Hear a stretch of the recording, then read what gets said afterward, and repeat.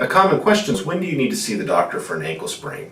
A good rule of thumb is after the injury occurs, if you can still walk on the ankle, chances are it is not at that point fractured. However, it is always hard to tell whether there's a fracture, and it's usually is a good idea to have a physician or another mid-level provider look at the ankle to make sure that there isn't damage to the arteries, the blood vessels, or to the nerves. Because certainly if there's a fracture, our major concern is there damage to those vital structures. But after we know that we have an ankle sprain, it's important to keep moving the ankle. And what I recommend my patients do is actually trace with their foot the alphabet. So with the foot, they actually trace through A, B, C, D, etc., going through the full range of motion as they make the alphabet. What this does is this continues to move the foot, this continues to move the fluids through the foot, helps to manage the swelling, and keeps the motion in the joint. Because improperly rehabilitated ankle sprains can actually cause a lot of problems later in life.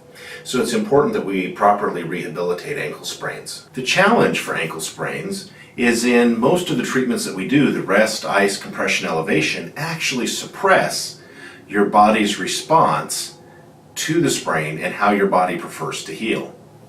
So typically what I recommend for my patients with ankle sprains is that they do use ice in the first couple of hours to help with pain. I typically don't recommend anti-inflammatories. Rather, for pain, I would recommend something like Tylenol. Tylenol will help with the pain, but it is not an anti-inflammatory because remember, it is this immune response that actually breaks down the damaged tissue and stimulates your body to lay down new tissue, which we want to do because we want to strengthen the ankle and get it back to where it was. So in treating an ankle sprain, I recommend ice for the first couple of hours, Tylenol. Many of my patients have reported great results using things like Trameal or Arnica. Arnica is one of the herbal ingredients in Trameal. And both of these are homeopathic remedies that you can find a lot of information on the internet where people talk about how effective they can be. Typically you apply this medication, this homeopathic remedy, you can take Trameal by mouth, it does come in pills, and you can also get a topical that you can rub on the sprained area. Many patients do like using this for sprains and find it to be quite effective. Recovery time can be somewhat variable for ankle sprains. What I've found is that it depends on how severe the sprain is. Mild sprains oftentimes can be recovered from in about a week. It's not uncommon for more significant sprains to require 2 to 3 weeks. It's important to return to your activity slowly. Go slow and slowly increase each day.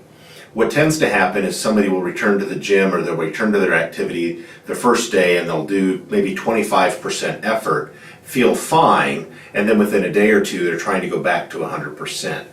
I caution against this. What you really want to do is to slowly start to increase your activity very, very slowly over several days to make sure that the joint is ready to go back to full activity.